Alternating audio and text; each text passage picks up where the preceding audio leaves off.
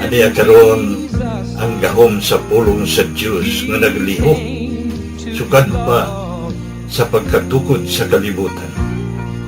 Gahom nga nagasulbat sa nagalinlaing matang sa problema sa kinabuhi sa tao. Nagsumpay sa nabugto nga kadugtungan sa matag higala, bisan diha sa sulod sa panimalay. Naghatag og mahulay niyadto mga kapuyan o nagahatag og nagawasan niyadtong ipang hasol sa gahom sa kagitnit. Kay mao kini ang pulong sa Dios nga nagalihok. Bisan gani ang pagbuhat sa tibok kabuhatan, sumala sa Hebrehanon 11:3, nahimo ang tanang mabutang pinaagi sa pulong sa Dios. Dunay gisulti ni Apostol Pablo sa Roma 15:4. Bisan nun sa gisulat kaniadto, gisulat kini alang sa tong pagtuon, aron pinaagi sa pailob ug paglipay gikan sa mga kasulatan, makabaton unta kitag paglaom. Atong ipadayon ang atong pagtuon sa pulong sa Dios alang sa ikabulahan sa atong matag kinabuhi. Apan sa dili pa kita mo padayon ini, niya kita sa pagpaminaw sa mensahe nini nga awit.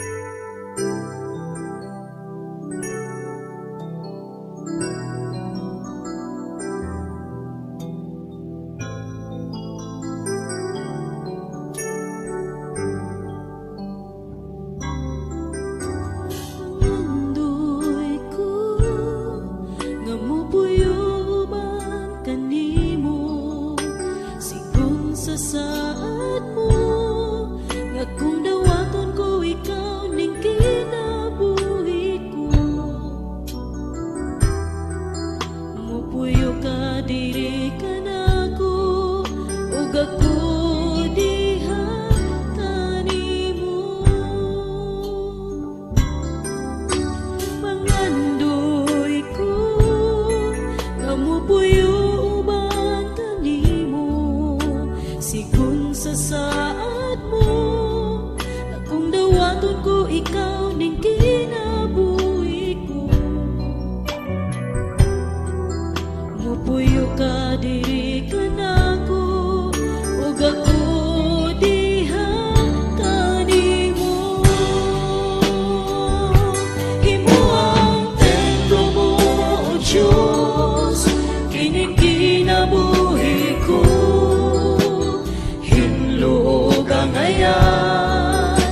Sa atubangan mo, himo ang templo mo, O Diyos, kining kinabuhi ko.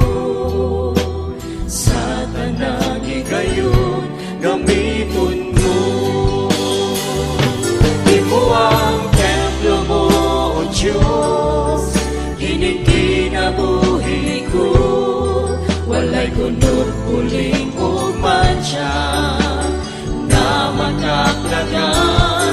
Himo ang templo mo, O Diyos, kining kinabuhi ko. Sa tanang higayon, maghari ka. Pangandoy ko na mupuyo man kanimo, sigun sa saad mo, na kung dawaton ko ikaw ning kinabuhi ko, mupuyo ka diri ka nako ug ako diha kanimo. Himo ang templo mo, O Diyos, kining kinabuhi ko.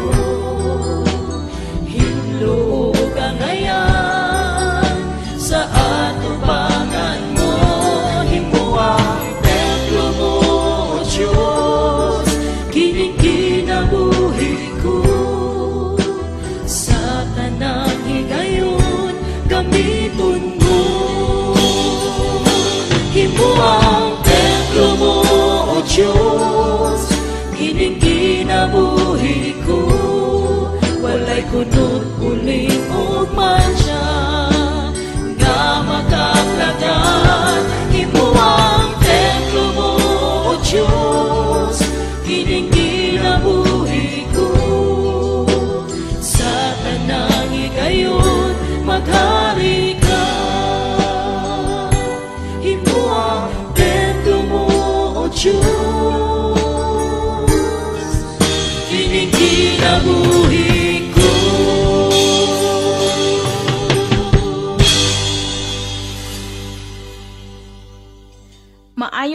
buntag kaninong tanan nga naminaw nining takna sa kanunay mapasalamatan ako sa atong buhi nga Dios sa iyang pagtugot sa lain na usab nga higayon ug adlaw alang sa atong pagtuon sa balaang kasulatan. Salamat usab sa inyong paggahin og hamubo nga oras alang sa pagpaminaw ug sa pagtuon sa pulong sa atong Ginoo. Ug labaw sa tanan nga hinaot nga dili ninyo mahikalimtan ang inyong nahikat-unan. Kini ang inyong higala ug igsuon diha sa ngalan sa atong buhi nga Dios nga mao si Ginoong Hesukristo. Joy Pilais Valewald. Saning labay nga pipila ka higayon, naghisgot kita og mga sugilanon nga gikan sa libro sa Kronikas sa daang tugon. Sa makausa mo gamit kita nini nga libro. Ug aniya kita karon sa unang Kronikas kapitulo 17. Unang Kronikas kapitulo 17. Ug dinhi sa atong pagtuon karon atong ipadayon ang sugilanon sa kinabuhi ni Haring David. Human sa kamatayon ni Haring Saul ug human usab nga nabuntog ni Haring David ang dapit nga ginganlan kaniadto og Jebus. Nga sa pagkakaron ug human kining dapita nga nabuntog ni Haring David na ila kini nga dapit o syudad sa Jerusalem or Jerusalem, the city of David. So, sukad nga nakuha ni Haring David ang dapit sa Jebus o Jerusalem didto sa kapitulo 11 bersikulo 9 gisulti didto nga nagaingon og si David nagakadako gayod kay si Jehova sa mga panon naguban kaniya. David became greater and greater for the Lord of hosts was with him. So but pasabot nga ang pagkahari ni Haring David ug ang iyang kadaugan batok sa mga Jebusihanon usa kini timailhan nga ang Dios jud mismo ang nagpili ni Haring David ug timailhan nga naguban ug nagpanalangin jud ang Dios kang Haring David ingon nga pinili siya sa Dios aron sa pagdumala sa mga Israelitas. Ug usa pud ta mo padayon sa atong teksto sa unang Kronikas kapitulo 17. Kinahanglan nga ato usab masabtan kung unsa kining gitawag nga arka sa tugon sa Dios o the Ark of Covenant sa English. Sukad sa sinugdan sa panahon ni Moises ug hangtod sa panahon sa mga maghuhukom hangtod kang Haring Saul ug hangtod kang Haring David kining arka sa tugon sa Dios o the Ark of the Covenant wala kini permanente nga dapit nga gikabutangan. Kay lagi sukad sa Exodus, kung asa gani padulong ang mga Israelitas, gidala-dala nila kini nga arka sa Dios. Kauban nila, bisan asa sila nga dapit sa ilang paglangyaw. Ug sukad sa sinugdan, nahisilong lang kini nga arka sa ilawom sa usa ka tulda. O ni Haring David pa, tawag niya niini, kurtina lang. Okay? Unsa man di ay kining gitawag nga arka sa tugon sa Dios o the Ark of the Covenant. Dito sa libro sa Exodus, Kapitulo 25, gimanduan dito o gihatagan sa Diyos si Moises og instructions kung unsaon paghimo sa arka o kahon. Unsay gamiton, unsa ang kadakon, ug unsa kini, ug asa kini gamita. Kini nga arka, gihimo kini gikan sa kahoy nga akasya, nga giputos og puro nga bulawan, giputos sa sulod ug sa gawas sa maong kahoy apil na ang mga poste niini nga isablay sa abaga, naputos sa bulawan ang tanan nga parte niini. Ug ang sulod sa arka sa tugon sa Dios mao kadtong bato or the tablet nga dito nakasulat ang napulo ka mga sugo sa Ginoo, 10 commandments nga gihatag sa Dios ngadto kang Moises. Then naapo didto ang sungkod o tukod nga kahoy ni Aaron nga dihay mga mingturok. Ug ang ikatulo naa didto ang bulawan usab nga panudlanan sa mana. Tuwa dito ang pinakaunang mana tingali nga nahulog gikan sa langit. So alang sa mga Israelitas, importante kining arka sa Dios tungod sa ilang mga kasinatian. Kauban ang Dios samtang nga naglangyaw sila gikan sa Ehipto pauli ngadto sa Kanaan o Israel. Ug dinhi sa atong teksto sa unang Kronikas kapitulo 17, Nagsaysay din hinga sa dihang nahiluna na ang gingharian ni Haring David sa Jerusalem, gibati si Haring David og kaulaw sa Dios mahitungod sa sitwasyon sa arka sa tugon sa Dios. Nga matud pa ni Haring David ngadto kang propeta Nathan sa bersikulo 1 sa kapitulo 17, ingon si Haring David, Nathan, ania karon ako nagpuyo sa usa ka balay nga sidro. Apan ang arka sa tugon ni Jehova nagapuyo sa ilalom sa mga kortina. But pasabot nga wala si Haring David mahimudyo sa sitwasyon sa arka sa tugon sa Dios kung hain kini gibutang nila. Kay si Haring David nakapuyo na siya sa palasyo sa Jerusalem samtang nga ang arka sa Dios matud pa niya didto lang sa gawas sa ilawom sa usa ka tulda o kortina bisan na tuod nga serado gwardyado kini nga arka sa Dios. Dinhi pa lamang sa bersikulo 1, ato na nga makita ang gugma ni Haring David sa Dios ug sa mga balaod sa Dios. Ato makita din nga aduna siya pagtahod o concern siya sa kahimtang kung asa kining arka sa tugon sa Dios nahimutang. Ug mao nga mitubag si propeta Nathan kang Haring David, mingingon si Nathan nga, David, buhata ang tanan nga anaa sa imong kasing-kasing kay nasayod ako nga ang Dios nagauban kanimo.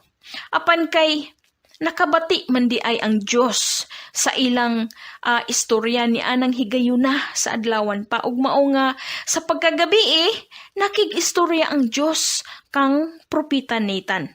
Kini nga panghitabo nilang Haring David ug ni propeta Nathan, makahinumdum ko sa gisulti ni Ginoong Hesus mismo sa bag-ong tugon ngadto sa iyang mga tinun-an. Ato ka na makita sa Ebanghelyo ni Mateo kapitulo 18 bersikulo 20 nga nagingon si Ginoong Hesus ngadto sa mga tinun-an, kay kung asa magatigom ang duha kong tulo sa akong ngalan, atoa ako didto sa taliwala nila. Tinuod jud nga ang Dios makabati, dili lang makabati ana adjud sa atong taliwala, ilabi na kung maghisgot kita mahitungod niya. Ug mao nga pilion jud di ay nato ang atong mga pinulungan ug gusto ta nga paboran ta sa Ginoo sa atong mga hingyap sa kinabuhi kay nagsudong og makabati ang Ginoo nato. So sa dihang nakighinabi ang Dios kang propeta Nathan, niya nang pagkagabi gisugo si propeta Nathan sa Dios sa pagsulti ngadto kang Haring David mahitungod sa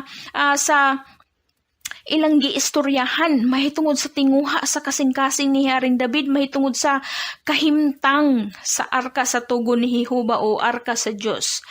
Basin mangutana pud mo, ngano nga wala man mo diretso og sulti ang Ginoo didto kang Haring David, ngano nga gisugo pa man si propeta Nathan. Kinahanglan nga atong sabton ang trabaho ni Haring David. Ingon nga hari kay bisan na tuod nga duol si Haring David sa Dios, ingon nga hari o pinili sa Dios, daghan og sagol-sagol ang sulod sa iyang hunahuna og kasing-kasing. Daghan og sulod mahitungod sa pagdumala sa gingharian ug ilabi na sa mga Israelitas ug batok sa mga kaaway nga kanunay adunay dugo nga maula pinaagi sa mga kamot ni Haring David. Ug before nga makaduol si Haring David sa Dios, kinahanglan nga maghalad una siya og sinunog nga sakripisyo. Apan si propeta Nathan, trabaho na kana niya ug nga consecrated na ang iyang kinabuhi alang sa pakighinabi kanunay sa Dios. Ingon nga mensahero sa Dios ug alang ngadto sa mga Israelitas. Okay? So sugod sa bersikulo 4, nag-ingon ang Dios kang propeta Nathan niya nang pagkagabi Ingon sa bersikulo 4, Nathan, lakaw ug suginli si David nga akong alagad. Ingna nga nag-ingon si Jehova nga dili ka magtukod og balay alang sa arka sa tugon sa Dios o templo nga akong kapuy-an kay wala man ako magpuyo sa usa ka balay sukad sa adlaw nga gidala ko ang Israel gikan sa Ehipto hangtod nining adlaw apan ako magbalhin-balhin man gikan sa usa ka balong-balong ngadto sa usa ka balong-balong ug gikan sa usa ka tabernakulo ngadto sa usa. Mo na gisulti sa Ginoo nga tungang propeta Nathan. Og ingon ng Ginoo, sa tanang mga dapit din ako naglakaw uban sa tibok Israel, namulong ba ako sa usa ka pulong sa bisan kinsa sa mga maghuhukom sa Israel nga akong gisugo nga maoy magbalantay sa akong katawhan og nagreklamo ba ako nganong wala ko nila buhati og usa ka balay nga krido? Labot pa niini, suginli si David Nathan.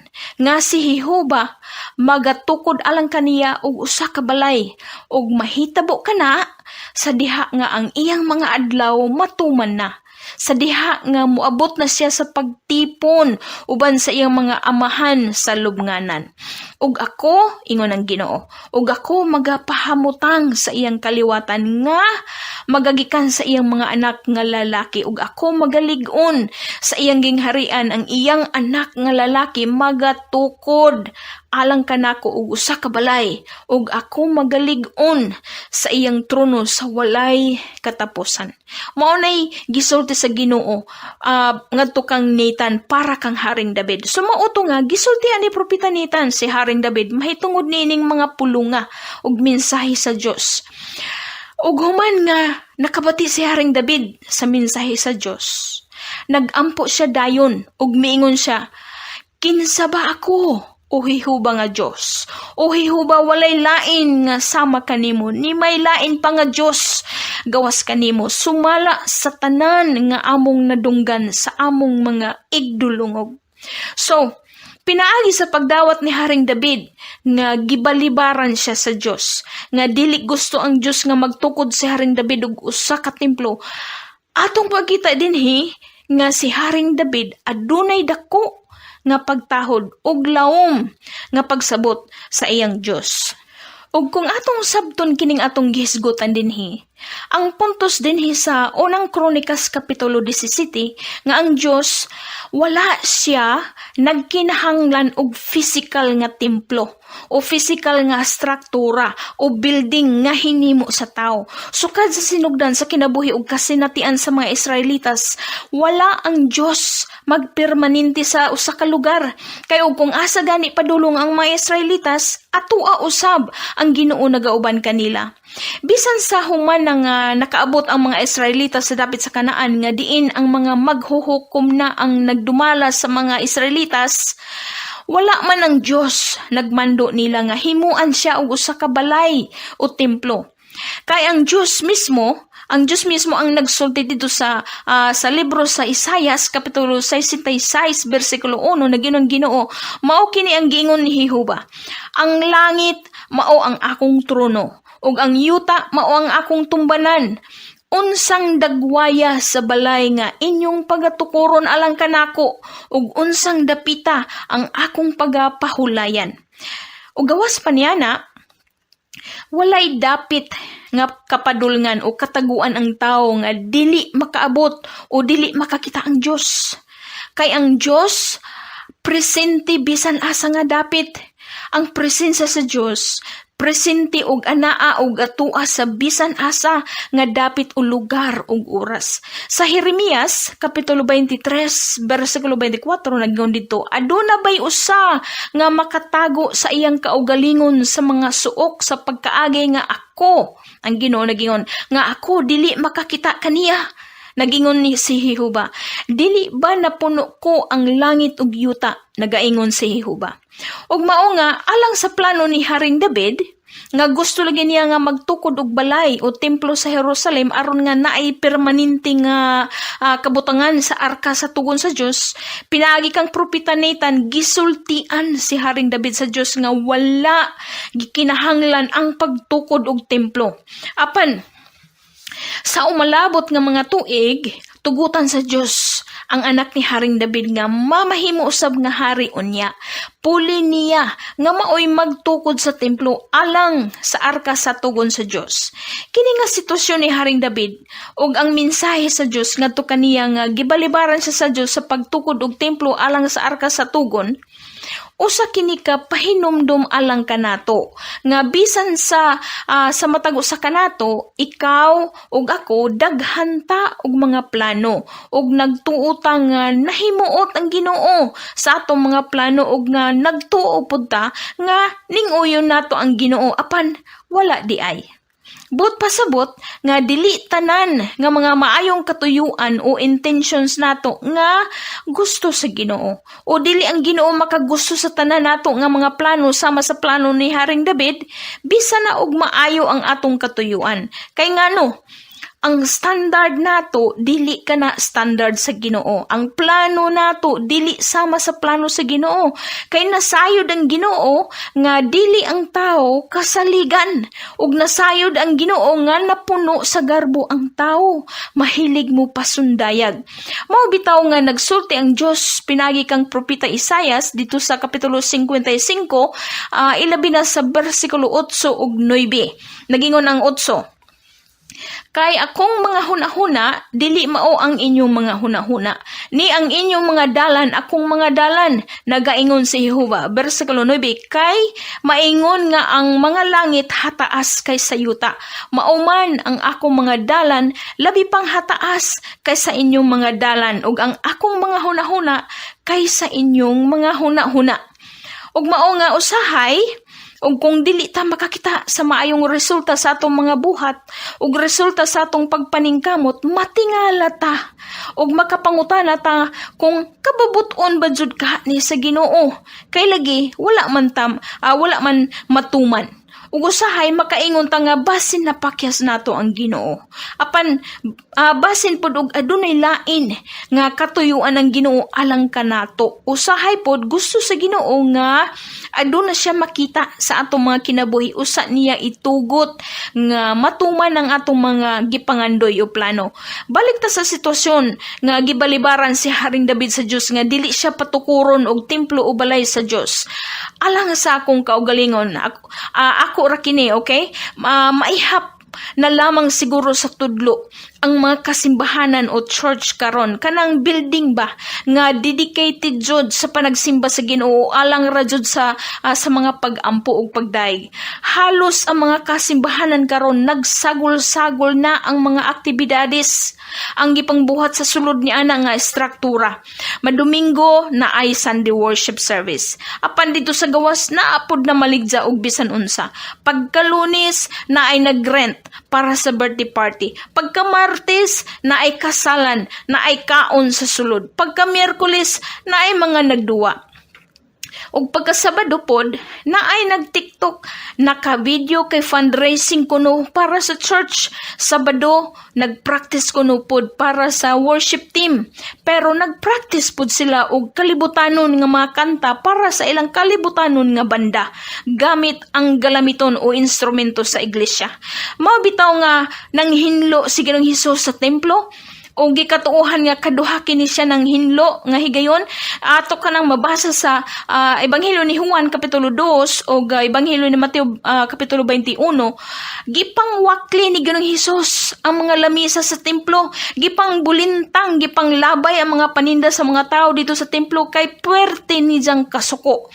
Og nadiskurahi si Ginoong Hesus kay gipanamastamasan og wala tahura sa mga tao ang templo nga unta balay man kadto alang sa pagampo.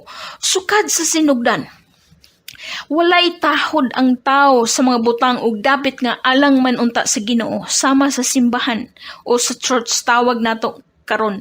Susama nga ang uban mga tao walay respeto sa dapit ug kabtangan sa ilang mga silingan, di ba?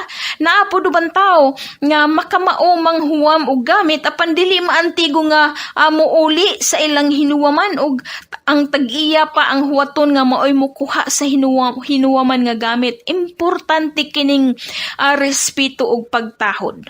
So ang Dios nasayod kanimo og kanako nga wala tay pagtahod sa bisan asa og sa bisan kinsa kay mga malapason kitang tanan. Kusog ra ba ta mo ampo mangadyo sa Ginoo ug bisan unsa pero dili ta makamao mo tahod ni Diya. O bisan na sa dapit ug lugar nga para man unta ni Diya.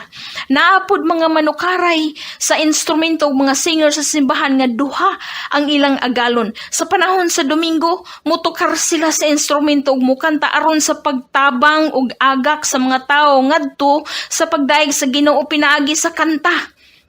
Pero pagkahuman sa Domingo, pagkasunod adlaw mutukar pod sila sa instrumento ug mukanta aron sa pagtabang ug agak sa mga tawo ngadto sa pagdaig sa yawa kay ang ilang gitukar ug gikanta mga kalibutanon.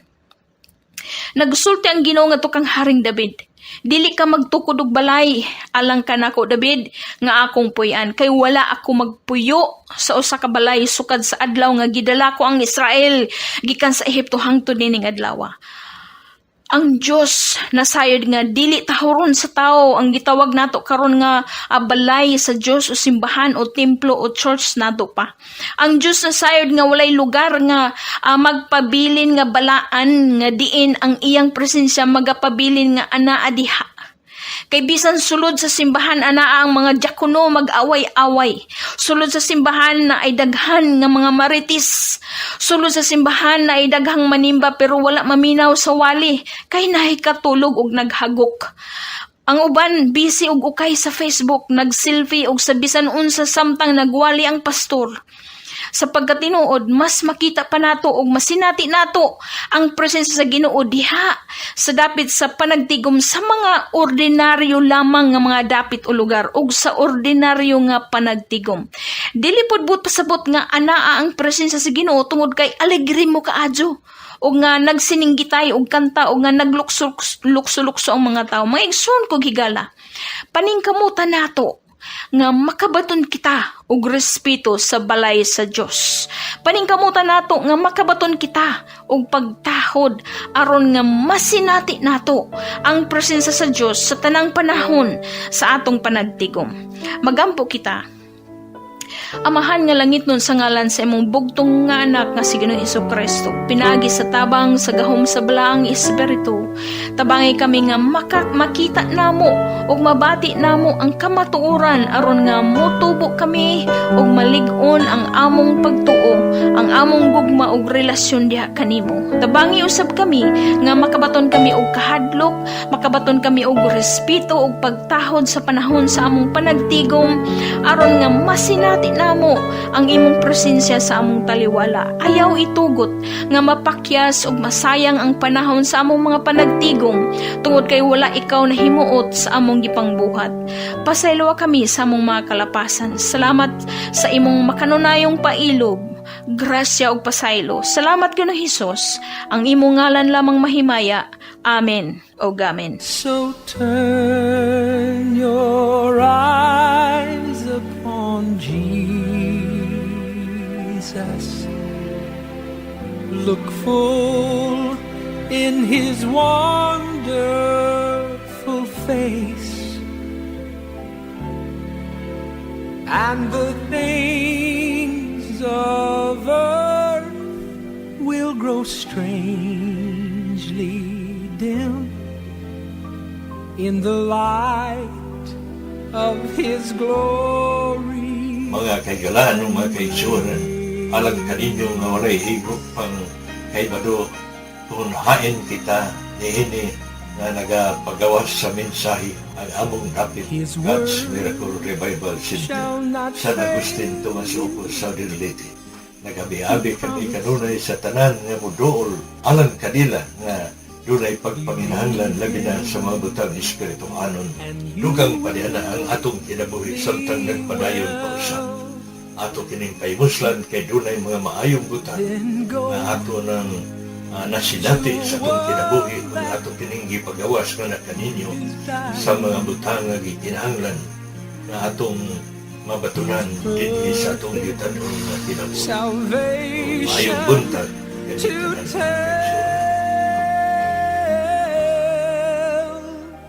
Just turn your eyes upon Jesus. Look full in His wonderful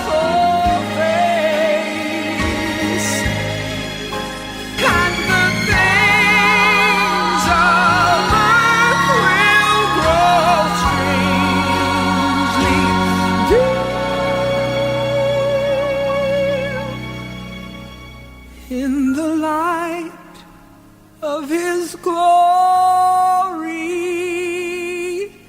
and grace.